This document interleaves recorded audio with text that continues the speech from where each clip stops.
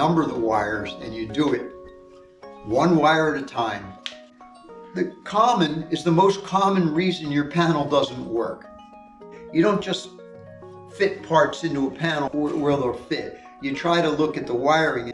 So if the outputs are on top, I tend to put the PLC at the bottom of the panel. It's an interactive process. So where you always want to start is you always want to start with a wiring diagram, okay? And basically your wiring, this isn't a wiring diagram, wrong word. It's a wiring schematic. There are wiring diagrams. You see wiring diagrams in the back of your dishwasher or your washing machine when you're servicing it, because it shows all the connections to all the switches and stuff. But we work from schematics, which are a representation of how something works rather than showing where things are. So this is a schematic for, it's not for this panel, but it just shows you the general layout of this. So each of the blocks in the PLC are shown as blocks here to show the connections. So interesting thing is that this is a type panel, but this is a PLC program, and this runs like 35 pages. And if you'll notice, the PLC program looks an awful lot like a wiring diagram, and that's because this is done in ladder logic. So the reason that the program is so much more than the wiring diagram is because in the old days you did a wiring diagram and you had tons and tons of wiring diagram, and the PLC replaced it directly. In other words, line for line, in the program you got code that did what you used to do with wire. So because of that, the PLC program winds up being bigger. But the good news is that you don't really have to know how this panel's going to work, because that's determined by the code in the PLC. So when you're wiring with a PLC panel, you're simply bringing everything to the PLC, all the inputs, all the outputs, and then how they work and what they do is determined by the PLC program. And this has made wiring a heck of a lot simpler than the old days when, like in the old days, if you needed just a timer, you know, if something was happening and it was a little too fast and you wanted to delay it a little bit, you were tearing the panel apart to install a timing relay and rewiring things. Now you just point and click and say, make that a timer, and it happens. And so it's a whole lot easier. So you always want to start from a wiring diagram, and it's really, really important if you're going to try to maintain this stuff that every wire is numbered, okay? Now, I use a simplified wiring scheme. Every company has a different way of doing wiring numbers, but what I found works for the small stuff that I build is that the wire numbers, they're typically 3 digits, and the first digit is the page. So on page 1, everything's a 100, and on page 2, everything is a 200, and page 3, 300. So when you are looking at a wire in the panel and you see a wire number, you know right what page to go to find that circuit in the program or in the schematic.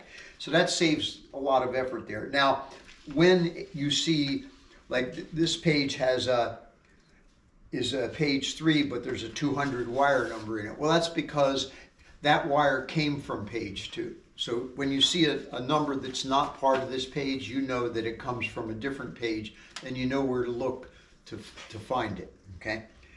So the second important thing about wire numbering is that you number the wires, and you do it one wire at a time, and you put the number on both ends of the wire as you make the connection. This is really important, because going back and numbering the wires later, that's just a recipe for a disaster, because the whole point of putting the wire numbers on as you're working is to identify the errors that you make because you do make errors. And so if you've numbered a wire like this 111 and you're running 111 to different places, and then something doesn't work and you identify that it's wire 111 that's the problem, it's if the wire is properly numbered, you look and you say, oh, it's on the wrong terminal, and you fix it. So it's very quick.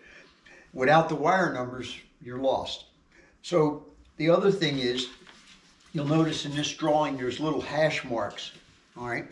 Well, the hash marks actually started out as pencil marks, because your wiring diagram never makes it to the first wire you put in. As soon as you put wires in, you find either mistakes or changes that you need to make.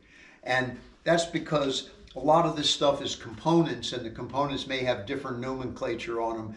The terminals may be numbered differently and so forth. And so you go along and you pencil this up. So what we've been doing is when we had Rev A and we wired part of the panel and we found some things that needed to be changed, and so I brought the hash marks back into the Rev A and then made the changes. And so now I knew everybody knew where we left off. We knew what wires were installed. So we put the hash marks on the wires as we finished them. And a lot of wires hit a lot of different places. Like 111 happens to be the common, and so you'll find 111 through this entire electrical drawing, okay? And as a result, you can, when you're doing this, you need to make sure that every wire got done. Now, this is the last rev, so you notice there's some wires that don't have lines on them. That's because we finished the job and these lines got done, but that we didn't transfer the pencil ones. But we do transfer them in the earlier revs. If you look, every earlier rev has the hash marks indicating what was done, because in a lot of cases, different people work on the panel, and so you don't want to have to go back. So, which brings up 111 is the common, and the common is in 24 volt DC controls is typically often called the ground, but it's really not the ground. It's really a common, and the common is the most common reason your panel doesn't work. Literally every panel I've ever built, if something's not working, the first thing to check is the commons, because it's the first thing to get left out. So one of the things you want to do is you should do the commons first. And in the case of AC power, you should do the neutral first. And my dad had a saying about this, and his saying was, bury the neutral, bury the common, or the grounds, sorry. This is back before we had DC control. Everything was AC. But his point was that the wires that you never make a change as you're making a panel work or trying to get something done is the ground wire and the neutral wire, because you don't switch neutrals and you don't switch grounds and you don't switch. So because of that, they should go in the panel buried at the bottom of the wireway, so they're out of your way, because you're never going to dig those out. The ones that connect to all the I/O and stuff, you're going to dig those wires out if you have to make a change. But the grounds and the neutrals get buried in the bottom of the wireway first.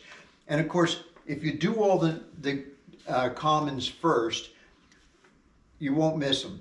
And so you're more likely to have a control panel done that works right out of the gate.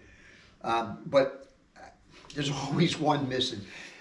9 times out of 10 it's missing because in the process of building the panel, some components weren't there yet. And so the components that weren't there yet didn't get wired. And when you go and put them in, the commons weren't done right away, and so you miss them. So that's a common problem.